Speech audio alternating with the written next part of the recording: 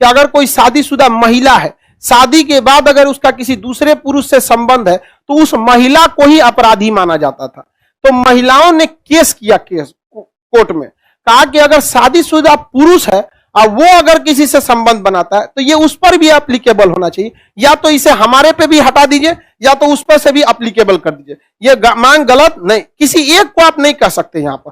तो कोर्ट ने कहा कि 497 अब एप्लीकेबल नहीं है। अतः कोई शादीशुदा पुरुष है, उसका भी किसी से संबंध है, अगर एक्स्ट्रा मैरिटल अफेयर है तो यह अपराध की श्रेणी में नहीं मानेगा। और अगर कोई शादीशुदा महिला है, उसका भी एक्स्ट्रा मैरिटल अफेयर है तो अपराध की श्रेणी में नहीं माना जाएगा। लेकिन इस घटना को तलाक का एक ठोस कारण मान के तलाक दिया जा सकता है। समझ में कि नहीं? तो अब अगर किसी महिला का किसी दूसरे से संबंध है तो वह व्यभिचार की अपराधी नहीं है, हाँ, लेकिन उस बेसिस पर उसे तलाक इजिली मिल जाएगा। अब 497 तलाक का एक सॉलिड कारण है।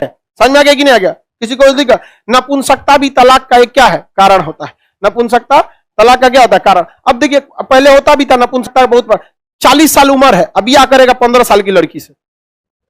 तो जाओ 10 साल जब तक ये बड़ी होगी वो रिटायर हो जाएगा। नहीं समझ आया? तो नपुंसकता में चल जाएगा, तो इसमें बेचारी लड़की का लाइफ खराब होगा कि नहीं? तो नपुंसकता के आधार पर वो कोर्ट में कह सकती है कि हमको इससे क्या चाहिए? बुढ़ऊ से तलाक चाहिए। किसी को दिक्कत नहीं। ये चीजें गलत है। आप समाज में किसी लड़की का जीवन जी के देखिएगा कितना टफ है। आपके माँ बाप आपके लिए आराम से 5 साल 6 साल छोटी लड़की लाएंगे और खूब अच्छा से उसको लोग अच्छा तारीफ करेंगे, बड़ा अच्छा दुल्हन लाए हैं। लेकिन गलती से अगर किसी लड़की का हस्बैंड, अगर लड़की 5 साल बड़ी हो गई और हस्बैंड 5 साल छोटा हो गया, कह देंगे माई उठा लाया है।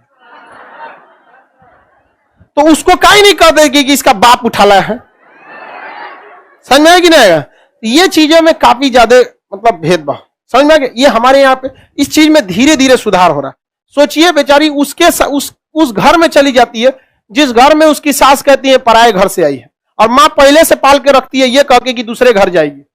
काफी देखिए, लड़का अपने आप को साबित करना चाहता है, लड़की अपने आप को साबित, दोनों में थोड़ी कमियां रहती हैं। इसको अंडरस्टैंडिंग होनी चाहिए। लेकिन समस्या क्या है? लड़कियों को एजुकेशन तो मिल जाता है बट सोशल एजुकेशन इनको नहीं मिल पाता।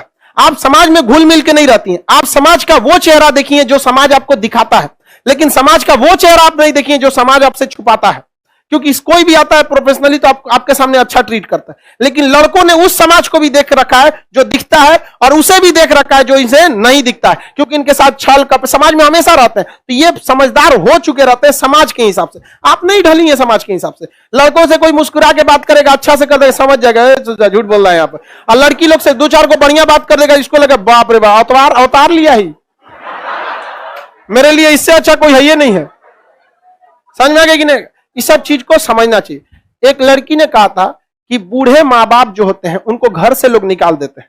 अगर माँ बाप के पालने की जिम्मेदारी बेटे से लेकर बेटियों को दे दी जाएगी तो कोई भी वृद्ध आश्रम नहीं रहे, कोई भी वृद्ध आश्रम नहीं दिए। तो इस पे एक लड़के ने बोला था कि अगर हर लड़की अपने सास ससुर को ही अपना माँ बाप समझ जाए तो पूरी दुनिया से वृद्ध आश्रम खत्म हो जाए। समझ में गया? इसमें लड़की ने दोनों की जिम्मेदारी होती है। सास उसको अपनी बेटी बहुत अच्छी लगती है और उसकी अपनी बेटी 8 बजे सो के उठे उसको दिक्कत नहीं है, लेकिन बहू 4 बजे उठ जानी चाहिए। 4 बजे बूढ़ा बूढ़ी तनी अपनी बेटिया को उठा के दिखाओ तो बहू को उठाना। ये हर सास से भी हम ये कहना चाहते हैं, अगर अपनी बेटी को सुबह 4 बजे उठा सकती हैं तो आप अपने बहू को भी उठाइए। और अगर बेटी 10 बजे तक सो सकती है तो बहू को भी अधिकार है, क्योंकि बहू तो मेहमान बन के आई है, उसकी तो और इज्जत होनी चाहिए। समझ में आ गया कि नहीं आ गया? और लड़की लोग को भी कहते हैं, याद रखिएगा मेरी बात कड़वी होगी लेकिन औरत को ज्यादा तकलीफ औरत ही देती है। ये बात हमारी कड़वी लग सकती है, लेकिन आप देखिएगा किसी औरत को उसको ससुर कम सताए होंगे, सास ज्यादा सता देती हो, या किसी मां को उसका बेटा कम लेकिन बहू ज्यादा सता देती हो। तो इस चीज में ईगो मत रखिएगा। अगर सास कुछ बोल भी देना तो बड़े का गाली भी आशीर्वाद समझ के रख लेता है, अगर आपके परिवार का है तो। बाहर वालों के लिए नहीं कहते। हमेशा आपको यह सिखाया गया है कि लड़के रोते नहीं हैं। एक बार यह भी सीखिएगा कि लड़के रुलाते नहीं हैं। समझ में आया ना? यहाँ पे लड़के अगर रोते नहीं है तो लड़कों को रुलाने का भी अधिकार नहीं है। और लड़की लोग को भी एक चीज कहेंगे, आप लोग के अंदर लड़कों को एक चीज कभी पसंद नहीं है, मुंह फुलाकर बैठ जाना। अगर स्कूल में ये सिलेबस रहता तो आपको ये पढ़ाया गया रहता, लड़का हर उस लड़की का बर्दाश्त कर सकता है जो उसे मुंह ना फुलाए। 2 मिनट 5 मिनट बस, 5 मिनट से ज्यादा हुआ उसका सबर का बांध टूट जाता है। लड़का कभी मुंह फुला के नहीं बैठेगा। आप अपने भाई को देख लीजिएगा, मार देगा आपको, फिर शाम को बोलेगा नाश्ता लाओ, लेकिन आप ले जाकर ना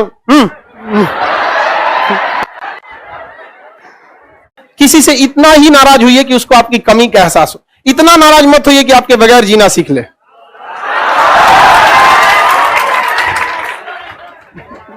चल अब तुम यहां पढ़ाई कर यार।